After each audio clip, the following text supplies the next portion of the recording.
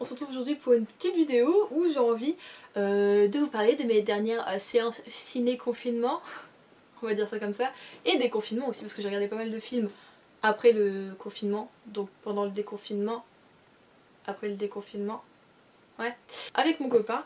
Donc voilà, je voulais juste vous parler de ce que j'ai regardé dernièrement.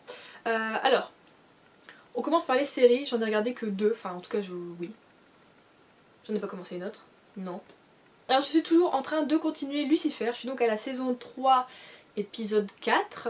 En ce moment ça stagne un peu, parce que il fait beau, et du coup c'est une série qui est assez, pas dire non plus noire, parce qu'elle est drôle tout ça, c'est fun, mais au niveau de la façon dont c'est filmé, ça fait penser un petit peu à, vous voyez, l'ambiance de Vampire Diaries, où on sait que ouais, ils sont en débardeur, il fait chaud, mais il y a toujours un côté un peu sombre au niveau des lumières, des ombres, tout ça, il y a un truc qui se joue, et qui donne du coup une ambiance un peu chaude mais en même temps mystérieuse, enfin ça donne un petit truc, moi j'aime beaucoup en tout cas quand c'est filmé comme ça, mais souvent du coup c'est beaucoup de scènes très sombres.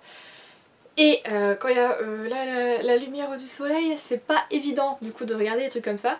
Donc c'est vrai que normalement faut baisser le volet, alors quand il fait moche, je veux dire en hiver tout ça, moi je m'en fous, hein, ou alors des fois il n'y a même pas besoin parce qu'il fait vraiment moche, donc il n'y a pas besoin de baisser le volet. Mais donc là en été, là il fait beau quoi, en ce moment, là, le ciel est bleu, aucun nuage, rien du tout ici. Ça me chagrine un peu de baisser mon volet pour regarder une série. Et j'aime pas non plus regarder des séries le soir parce que souvent je m'endors trop tard, enfin ça me fait plutôt me coucher trop tard, et je vous raconte ma life. Et du coup je loupe, vous voyez, mon endormissement, l'heure à laquelle je m'endors, et du coup je m'endors qu'à 1h du matin, je galère tout ça, donc c'est vrai que maintenant, le soir maintenant c'est lecture et nada, c'est tout. Sinon, j'aime toujours autant Lucifer. J'avais peur un petit peu à la fin de la saison 1 que ce soit en mode est-ce que je vais regarder les autres saisons parce que j'aimais beaucoup, mais j'avais peur que ce soit fort répétitif. En tout cas dans le jeu qu'on peut avoir entre Lucifer et sa coéquipière, hein, je n'ai plus le nom, voilà, Chloé. Oui, je crois que c'est Chloé, si je me trompe pas.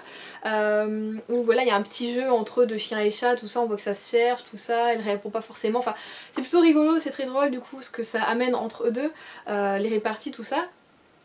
Mais du coup j'avais peur que ce soit un petit peu trop rapide sur certaines approches, tout ça. Et finalement, je sais pas si c'est les réalisateurs ou quoi, les scénaristes ont réussi à nous faire voilà, un petit peu valdaguer avec tous les deux, et j'arrive à la saison 3 et j'aime beaucoup, j'ai adoré la saison 2, j'aime beaucoup ce début de saison 3. Je vais essayer quand même de du coup la finir assez, je vais pas dire rapidement, mais j'ai pas envie de trop laisser traîner parce que c'est une série que j'aime beaucoup, mais en même temps quand on voit ma liste, j'ai 36 000 séries à regarder, et comme d'habitude, je suis là, je regarde dans ma liste, ah qu'est-ce que je vais regarder, qu'est-ce que je vais regarder, puis d'un seul coup, oh une nouveauté qui n'est pas dans ma liste, regardons-la. Voilà, donc j'en ai, ça fait 2 ans qu'ils sont dans ma liste des séries, et elles seront supprimées avant que je puisse la regarder sûrement, comme certains films, mais non, Juliette voit une nouveauté, et puis voilà, et c'est ce que j'ai fait du coup. Quand j'ai regardé Lucifer, je voulais une petite série un peu en mode teenage movie, mais en série, et on m'a proposé du coup Mes premières fois.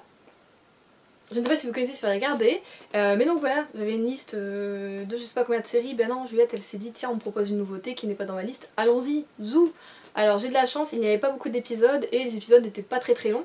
On va se retrouver avec une lycéenne qui, vous l'aurez compris, a envie de faire sa première fois ou ses premières fois, par exemple pour des fêtes, des choses comme ça, parce qu'elle est un peu, on va dire non plus trop l'intello, ouais si, elle est quand même un peu l'intello du lycée, enfin en tout cas de sa classe.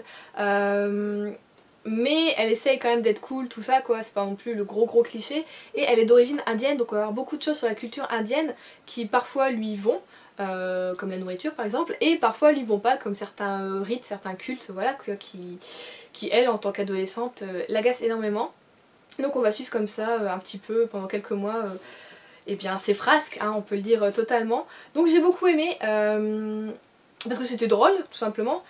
Mais en même temps, on a envie légèrement de tarter justement le personnage principal.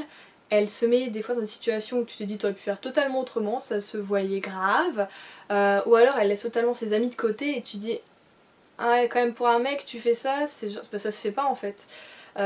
Donc bon, ça va, heureusement elle est pas non plus totalement pardonnée tout de suite, elle a des petites épreuves à avoir là.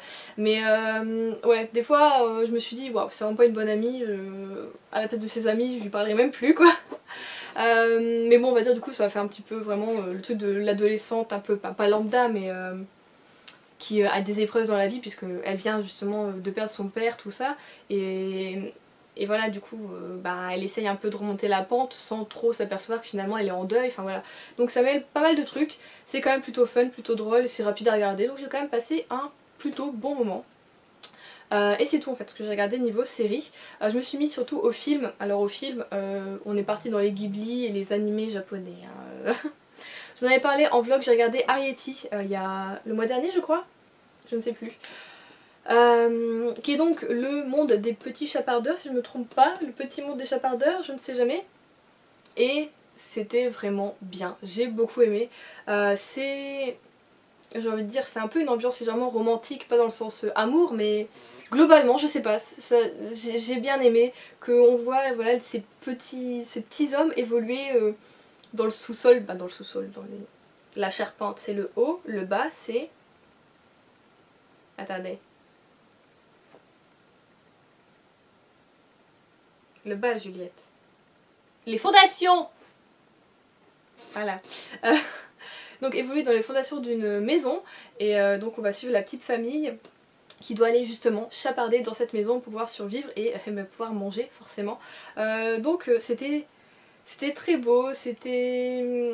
Je sais pas, c'est vraiment le film à regarder en été quoi, c'était tout doux, j'ai adoré les personnages, enfin bon, j'ai tout aimé, bon, sauf évidemment la méchante de l'histoire qui veut attraper les chapardeurs, mais sinon c'était vraiment génial, enfin j'ai passé un très bon moment, franchement je vous conseille si vous aimez les animés tout ça, allez-y.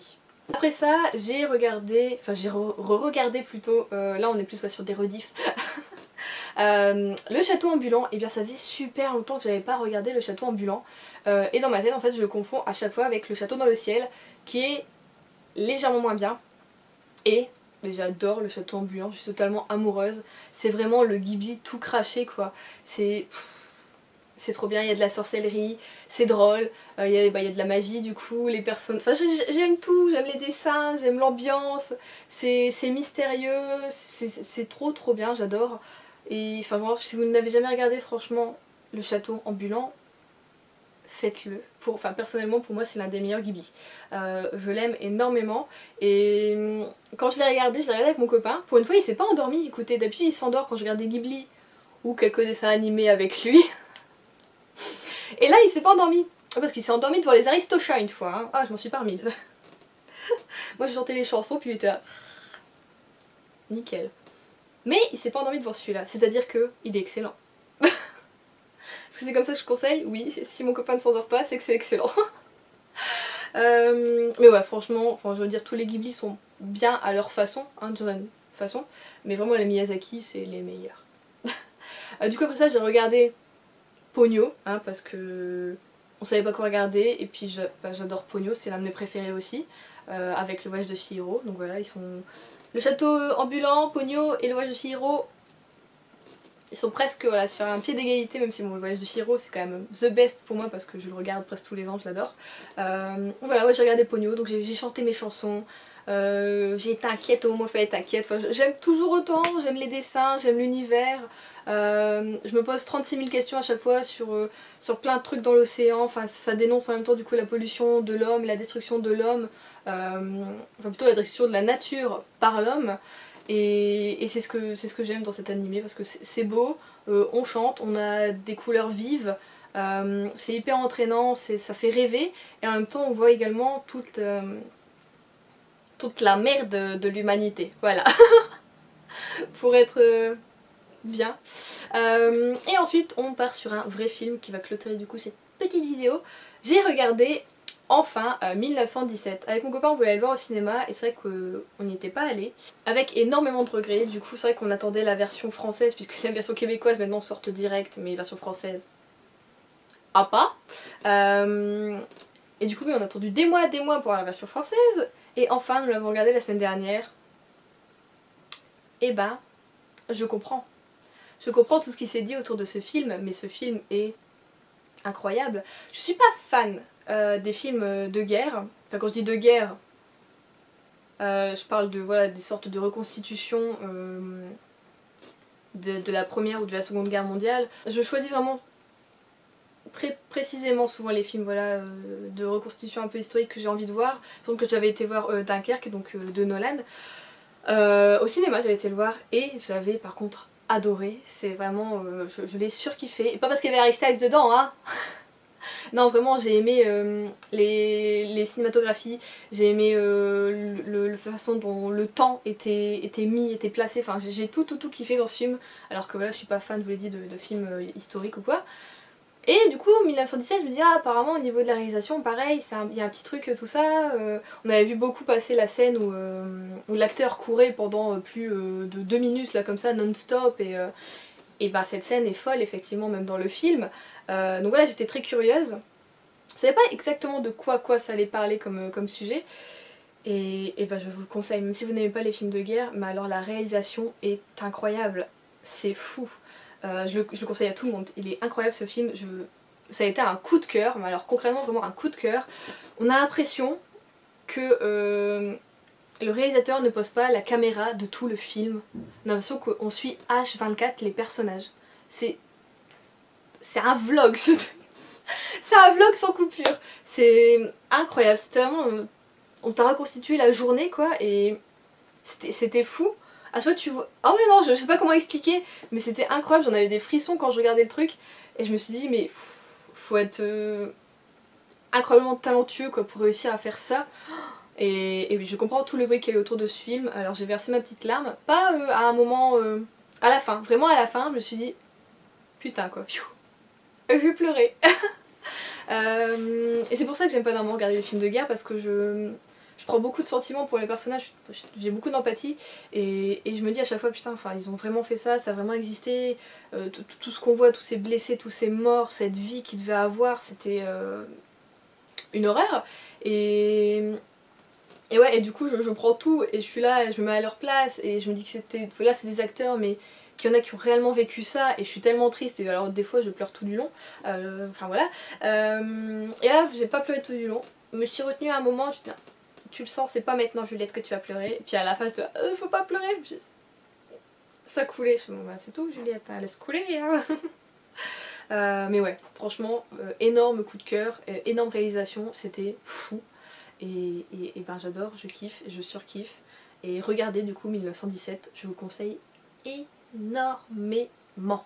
Après j'ai regardé d'autres bouquins, non Juliette. J'ai regardé d'autres films, mais c'était pas incroyable non plus. Mon copain m'a fait regarder... Bon écoutez, si on oublie le nom, c'est que c'est pas intéressant. C'était avec un chasseur de vampires, c'était Vin Diesel dedans. C'était pas dégueu. Ça fait passer le temps, voilà, je me suis pas endormie.